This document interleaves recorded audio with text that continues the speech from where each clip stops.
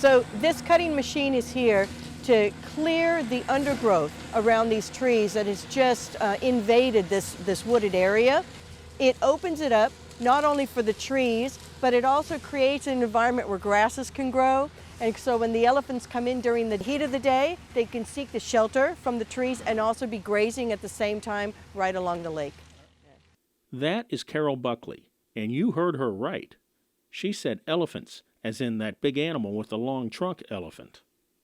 Carol has been dealing with elephants for more than 40 years, and she was kind enough to indulge my curiosity and spend a day showing me around what will soon be Elephant Refuge, North America. And this is what the elephants will see when they first step out of the barn. Well, here at Elephant Refuge, North America, we are focusing on Asian, female Asian. Now, we're not going to be a breeding facility. We are probably going to receive elephants that are post-breeding age anyway, but we want them to be really comfortable and relaxed, so we're not going to introduce a male into the habitat. It wouldn't be normal in a small confined area like this to do that. So we're just doing female Asians, and we're going to limit the number of elephants that we receive according to what's going to be constitute a healthy herd. A healthy-size herd is expected to be between 7 and 10 of the emancipated pachyderms, which have spent their lives confined in circuses and zoos. There are over 400 elephants that are currently living in America in zoos and circuses, so they deserve to be in an environment which really focuses on their needs first and foremost. This is a long-lived mammal. They live 70 to 80 years.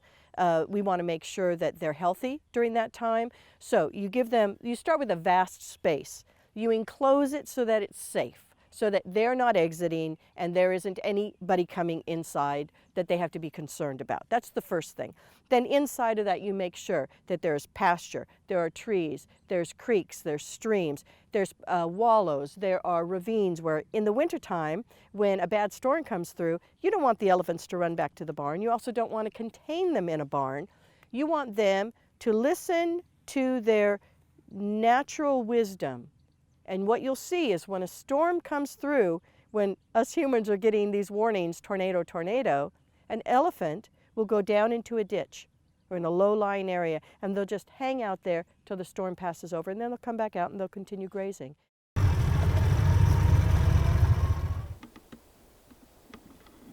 We're calling this Elephant Lake because we know the elephants are going to prefer this. One is it's really private, there's no activity going on.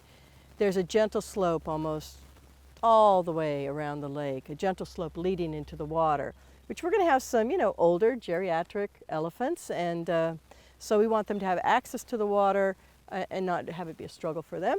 So we needed to repair the dam, and to do that we needed some dirt, so it worked out perfectly because I wanted to create Elephant Beach. And that's that area, that grassy area over there, we call that Elephant Beach. And what we did is we took the dirt from that area so we could make a very gentle slope. So this is interspersed pasture with woods, with a pond, with a creek, and then pastures and wood, so that when elephants are migrating, they are continually going through different habitats. So 850 acres. Our goal is to fence in the entire 850 acres and give that entirely to the elephants. 850 acres. When she started talking about fencing for 850 acres, I had a little trouble getting my head around that scale. I mean, that is a lot of fence. The first fence is going up. So this is the perimeter fence, security fence, the fence that keeps people out, shows the boundary of the property. It's flexible enough that if some wildlife run into it, it gives, so they don't break their neck. Right. So it really is just a security fence. Right. Interior to that, later we'll be building the elephant fence, which is different. That interior, different elephant fence, I am told, will be quite a bit more substantial than this galvanized wire fence, and Carol assures me that it will be up to the task of elephant containment. The elephant fence is not going to be as high. Elephant fence is 7 foot high. Okay? Oh, why is that? Because you want the top of the fence to be at eye level. Okay. All right? So it doesn't need to be any taller than that. Explain that. Well, it's just their perspective. If they're walking up to it and they see, okay, that this fence is here, it doesn't need to be any higher. It actually could be lower. It could be 6 foot, but we do 7.